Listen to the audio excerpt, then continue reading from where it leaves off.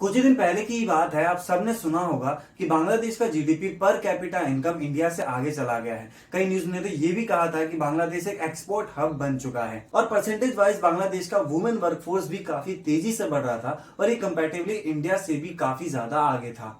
और इन सारे रिपोर्ट्स को पिछले 1-2 सालों में आपने कहीं ना कहीं किसी न किसी सोशल मीडिया प्लेटफॉर्म पर जरूर देख लिया होगा। इतना ही नहीं, बांग्लादेश ने अभी श्रीलंका में जो इकोनॉमिक क्राइसिस आई थी उसमें भी श्रीलंका की काफी मदद करी है। कहानी में यूटर्न तब आया जब बांग्लादेश में रातों रात 50% पेट्रोल के प्राइस बढ़ गए और 42% डीजल के प्राइसेस बढ़ गए। जब एक कंट्री पिछले कई सालों से फाइनेंशियली और हर एंगल से स्ट्रांग बनती जा रही थी और उसका अचानक से इस तरीके की प्रॉब्लम फेस करना, ये हर एक कंट्री को एक झटका देता है। इसलिए आज की वीडियो में हम जानेंगे कि बांग्लादेश में प्रॉब्लम कहां पर है, क्यों बांग्लादेश आईएमएफ के पास $4.5 बिलियन यानी कि 32,000 करोड़ का लोन देने गई है और क्यों बांग्लादेश एक्सपर्ट्स हब होने के बावजूद भी वहां पर इतनी सारी दिक्कतों का सामना उन्हें करना पड़ रहा है। मुझे पता है कि आपका टाइम बहुत ही ज्यादा वैल्यूएबल है, लेकिन मुझे ये भी पता है कि अगर आप इस वीडियो को एंड तक देखते हैं तो आपको कुछ ना कुछ जरूर वैल्यू मिलेगी। इन सब के बाद अगर आपको हमारी वीडियो से वैल्यू मिलती है या हमारी वीडियो से आपको कुछ भी नया सीखने को मिलता है तो प्लीज हमारी वीडियो को शेयर जरूर करिए। सबसे पहले हम ये जानते हैं कि बांग्लादेश में प्रॉब्लम कहां पर है।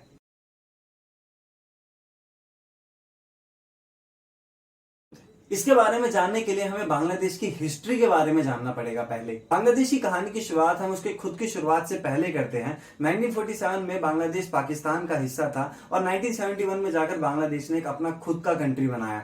इस समय की प्रॉब्लम ये थी कि जितनी भी अर्निंग ईस्ट पाकिस्तान से हुआ करता था वो सारा खर्च वेस्ट पाकिस्तान पर किया जाता था, जिसके बाद सिविल वॉर हुआ और बांग्लादेश एक अलग कंट्री बन गया। लेकिन इन सब के बावजूद भी प्रॉब्लम सॉल्व नहीं हुई। इसके बाद बांग्लादेश गवर्नमेंट ने सोचा कि हम जितने भी प्राइवेट सेक्टर हैं उसको अगर नेशनलाइज कर देते हैं, जितने भी इंडस्ट्री सेक्टर हैं उसको भी नेशनलाइज कर देते हैं तो शायद ये सारी प्रॉब्लम सॉल्व हो जाएगी। और बांग्लादेश ने इसके ऊपर काम भी किया और इसके बाद प्राइवेट सेक्टर के लिए वहां पर ज्यादा स्कोप नहीं बचा। लेकिन कई सारे बांग्लादेशी जो ओपन इकोनॉमी की डिमांड कर रहे थे उन्हें ये डिसीजन अच्छा नहीं लगा। पीएम शेख मुजीबुर रहमान का कत्ल कर दिया गया और माना जाता है कि ओपन इकोनॉमी की डिमांड रखने वाले ग्रुप ने ही इनका कत्ल करवाया है। और इसके बाद बांग्लादेश गवर्नमेंट को बहुत सी ऐसी कमी दिखी जिसके बारे में उन्होंने सोचा कि इसे सही करना चाहिए और उन्होंने इसे सही भी किया। उसमें से एक ये था कि जितने भी प्राइवेट सेक्टर को नेशनलाइज कर दिया गया था उसको वापस प्राइवेट सेक्टर में भेज दिया और इसके बाद बांग्लादेश की डेवलपमेंट में काफी सुधार आया और सब कुछ सही चलने लग गया। लेकिन अब आप सोच रहे होंगे कि सब कुछ सही चल रहा था तो प्रॉब्लम कहाँ आई, तो सुनिए।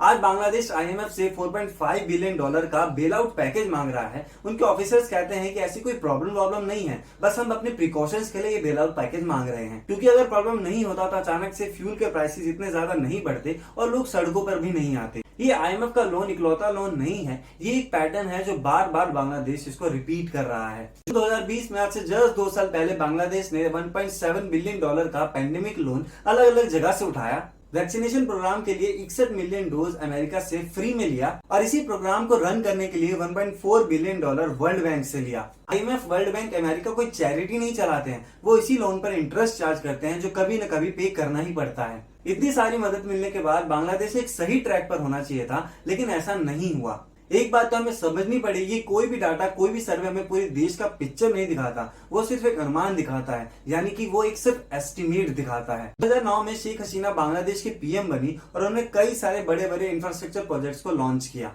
इसमें Padma bridge, Rooppur nuclear power plant, Dhaka city metro rail जैसे कई सारे एम्बिशियस और कॉस्टली प्रोजेक्ट्स शामिल थे। इन सभी के बारे में सोचना अच्छा था, प्लानिंग्स भी अच्छी थी, लेकिन एग्जीक्यूशन अच्छा नहीं था। इन सब प्रोजेक्ट्स के लिए जितना फंड अलॉट किया गया था उससे कई गुना ज्यादा लग गया था और इस सब की वजह सिर्फ एक मानी जाती है, वो है भ्रष्टाचार। सबके बाद किसी भी कंट्री को डेवलप करना है तो उस कंट्री को ज्यादा से ज्यादा इंडस्ट्री चाहिए। अगर इंडस्ट्री चाहिए तो चीप और रिलायबल इलेक्ट्रिसिटी भी चाहिए और चीप और रिलायबल इलेक्ट्रिसिटी प्रोवाइड कराने में बांग्लादेश ने काफी ज्यादा सक्सेस पाई है। मार्च 2022 में बांग्लादेश कंट्री ने डिक्लेयर किया है कि वो पूरे देश में इलेक्ट्रिसिटी पहुंचा चुके हैं और ये सारी इलेक्ट्रिसिटी जो सस्ते में बांग्लादेश इंडस्ट्री को पहुंचा रही थी, बांग्लादेश इकोनॉमी को बढ़ावा दे रही थी, ये सब नेचुरल गैस से बन रही थी। और रशिया यूक्रेन की वॉर की वजह से पूरी दुनिया में नेचुरल गैस की शॉर्टेज देखने को मिली और यही हाल बांग्लादेश में भी हुआ। बांग्लादेश में भी नेचुरल गैस की शॉर्टेज देखने को मिली और बांग्लादेश जो आज भी 63% इलेक्ट्रिसिटी जो नेचुरल गैस से बना रहा था उसके लिए एक बहुत बड़ा झटका था।